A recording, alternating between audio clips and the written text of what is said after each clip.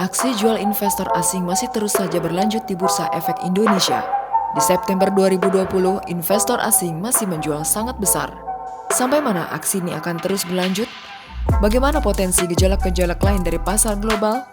Menurut Irwanti, Investment Director Schroder Investment Management Indonesia, kita masih harus lebih jeli memilih investasi. Bagaimana investor-investor domestik menanggapi isu-isu ini? Ada koreksi sih, sempat awalnya takut ya investor, tapi karena koreksinya sudah mencapai level 48, ya mulai kita lihat ada yang mulai masuk lagi sih, local investor. Sebenarnya kan selama ini yang jual memang kebanyakan asing. Di bulan September mencapai 1,9 miliar dolar sih, penjualannya sangat besar. Ada beberapa alasan sih ya kalau kenapa tekanan asingnya besar. Mereka takut akan PSBB yang kedua kan, jadi mereka khawatir nanti PSBB kedua ini bisa pertumbuhan ekonominya terkena dampak lagi.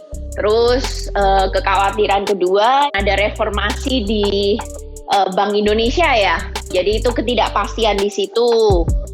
Lalu kebetulan juga weighting kita yang di indeks MSCI Emerging Market kan juga kecil ya sekarang Indonesia. Sebentar lagi bulan Oktober nanti akan ada IPO besar-besaran di China, namanya Ant Financial. Itu kira-kira market kapitalisasinya setengahnya IHSG Indonesia, 150 miliar dolar. Ada kemungkinan weighting bisa terdilusi lagi karena negara China-nya semakin besar kan.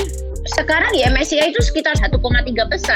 Iya, jadi kecil sih, kita bahkan angkanya sudah di bawah Malaysia ya. Tahun ini kita kan pasar sahamnya turun 20% lebih ya.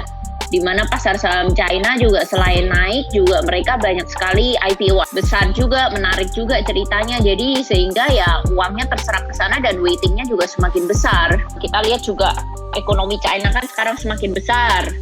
Sudah hampir sepertiganya juga oleh Amerika. Apalagi sekarang dengan adanya trade war kan banyak ancaman dari Amerika bahwa perusahaan-perusahaan China tidak bisa listing di Amerika, sehingga mau nggak mau malah ini akan bisa menyebabkan pasar saham di China semakin berjaya nanti, karena kita tidak bisa mendapatkan exposure untuk emiten-emiten China dari Amerika stock market kan nanti.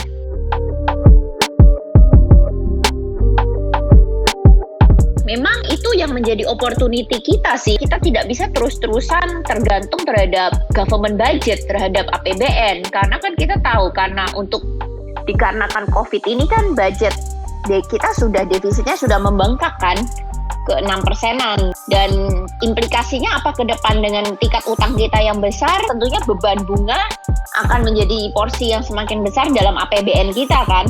Sehingga ruang untuk manuver pemerintah untuk spending yang lain tentunya akan lebih mengecil. Apalagi perlu kita ingat tahun 2024 kita juga berjanji mengembalikan fiskal defisit kita kembali ke 3%. Seandainya pendapatan pemerintah tidak bisa naik, ya berarti kita ekspektasi ke depan pengeluaran pemerintah akan sama ataupun ya berkurang. Jadi tidak bisa berharap untuk menumbuhkan ekonomi atau laju ekonomi dari pemerintah. Memang yang kita butuhkan itu adalah dana baru gitu. Dana baru ini datangnya dari mana ya? Dari swasta, baik itu domestik maupun dari asing kan, dari foreign direct investment. Nah, selama ini memang kita dibilang tidak kompetitif dibandingkan dengan negara tetangga lain, terutama seperti Vietnam yang sangat agresif dalam menarik dana dari luar. Jadi sebenarnya opportunity-nya ada besar karena dengan adanya trade war ini pasti negara China itu akan harus realokasi kapasitas ke depannya, baik itu realokasi maupun penambahan. Mereka tidak akan bisa hanya stay di China terus-terusan, jadi harus mencari made in yang lain gitu untuk menghadapi trade war kan. Nah, selama ini memang kebanyakan yang menangkap kesempatan itu Vietnam.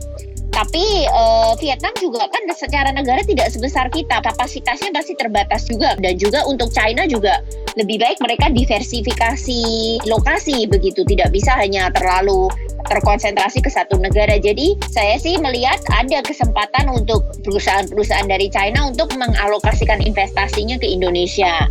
Nah, makanya memang yang paling kita butuhkan ya omnibus ini. Kenapa memang investor sangat menanti-nantikan? Karena ya omnibus ini kan diharapkan bisa menyebabkan iklim investasi kita lebih friendly ya, lebih kompetitif, lebih mudah, secara perizinan lebih simple.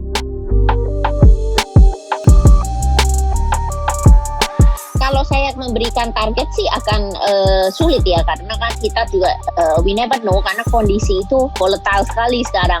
Dan kita juga tahu ada global risk event yang cukup besar di bulan Oktober-November ini, yaitu ya progres ke pemilu di Amerika. Kalau kita lihat di debat yang pertama kan langsung tuh pasar Amerika bereaksi kan, bergejolak kan. Jadi akan menjadi sangat pelik sih ini, election yang kali ini sangat sensitif sekali. Personally saya expect volatilitas dari global itu akan cukup naik hingga hasil pemilu ini bisa terjadi. Tapi karena pandemi ini, sepertinya hasil pemilu ini akan lebih lama daripada sebelumnya karena prosesnya diperpanjang begitu. Jadi uncertainty dari pemilu ini masih akan membayangi sentimen global. Mau nggak mau, sentimen Indonesia juga akan ada dampak dari global ya, apalagi sekarang dengan pemain retail lokal semakin besar, mereka tuh mengacu sekali terhadap kinerja pasar saham di Amerika gitu. Jadi kalau hari sebelumnya Amerikanya turun, besoknya kita cenderungannya juga turun begitu. Jadi memang investor lokal itu cenderung lebih short term oriented dan lebih reaktif gitu ya ketimbang foreign investor yang lebih long term. Tahun ini tapi saya sih cukup cautiously optimistic ya, karena valuasi kita tuh murah. Kalau dilihat IHSG kita sudah kembali ke level tahun 2016.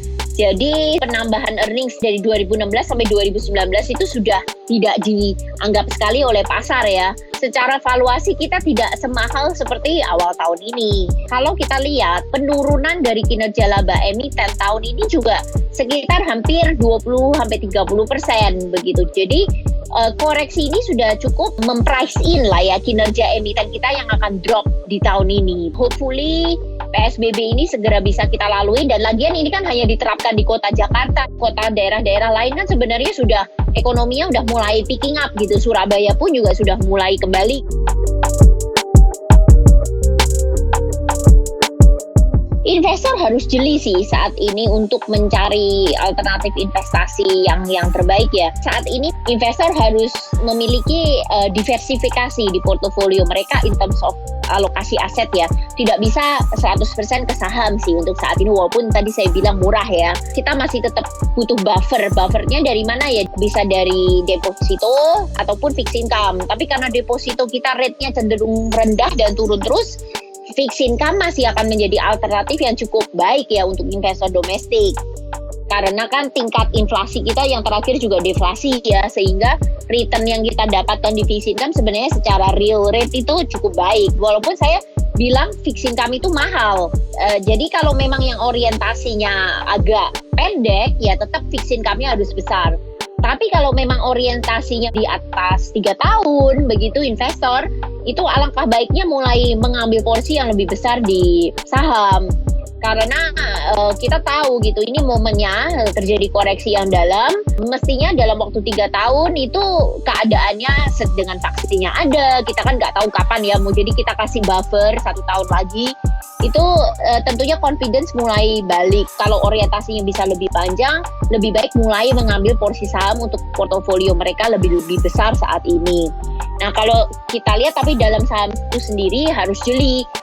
Karena kita dengan keadaan krisis seperti ini jelas gitu, company-company mana yang resilient, sektor mana yang resilient, company yang sehat, fundamentalnya banyak kok di emiten-emiten IHSG kita yang masih tidak ada problem dari cash flow, dari segi pertumbuhan masih cukup stable. Nah itu harus jeli dalam memilih sektor mana yang masih memberikan pertumbuhan, karena sektor-sektor tersebut yang nanti ke depannya kinerjanya akan memberikan return yang lebih baik ketimbang IHSG-nya.